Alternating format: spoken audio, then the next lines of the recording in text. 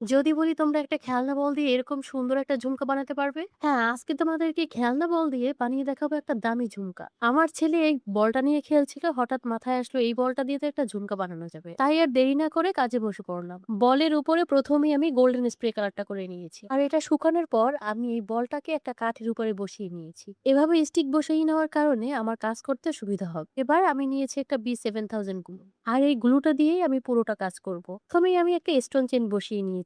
তার উপরে আমি আরো একটা চেইন দিয়েছি। কিন্তু এটার যে নাম কি সেটা আমি জানি না। ওহ! প্রথমবারের মতো কিন্তু আমি ঝুমকা বানাচ্ছি। এর আগে আমার কখনো এই ঝুমকা বানানো হয়নি। তোমাদের কাছে যদি এই ঝুমকাটা ভালো লাগে তাহলে আমি নেক্সট টাইম আরো অনেক ঝুমকা বানাবো। এরপরে আমি গোল যে কুন্দনগুলো ছিল সেটা দিয়ে দিয়েছি। আমি যেটা দিয়ে বসাচ্ছি সেটা হচ্ছে B7000 গ্লুর ঢাকনা। এর মাথায় একটু গ্লু লাগিয়ে নিলে এগুলো বসাতে সুবিধা হয়। আমি প্রতিটা স্টোন খুব সুন্দর করে বসিয়েছি, যেন দেখলে অনেক স্মুথ লাগে। আমি এখানে কি ধরনের কুন্দন আর চেইন বসিয়েছি সেটা তোমরা একটু খেয়াল করলেই বুঝে যাবে। পর মাঝখানে একটা ছিদ্র করে আমি একটা আইপিন বসিয়ে দিয়েছি। এবার আমি উপরের পার্টটা বানানোর জন্য একটা প্লাস্টিক শীট নিয়েছি। এরপর ওই পাতার মতো যে কুন্দনগুলো থাকে সেগুলো একটার পর একটা সাজিয়ে নিচ্ছি। এখন চারপাশ থেকে আরেকটু গ্লু লাগিয়ে নিব। একটা চেইন নিয়ে চারপাশ থেকে ঘুরিয়ে বসিয়ে দিব। গ্লুটা লাগানোর সাথে সাথেই কিন্তু এটা কাটা যাবে না। একটু শুকানোর পরেই আমি এটা কেটে নিয়েছি। এখন এটাকে আরেকটু সিকিউর করার জন্য পিছনে গ্লু লাগিয়ে আমি একটা শপিং ব্যাগের উপরে বসিয়ে দিব। এটা দেওয়ার কারণে তোমার কানে একটুও ব্যথা লাগবে না। আবার এটা দেখলেও কেউ বুঝবে না যে তুমি এটা হাতে বানিয়েছো।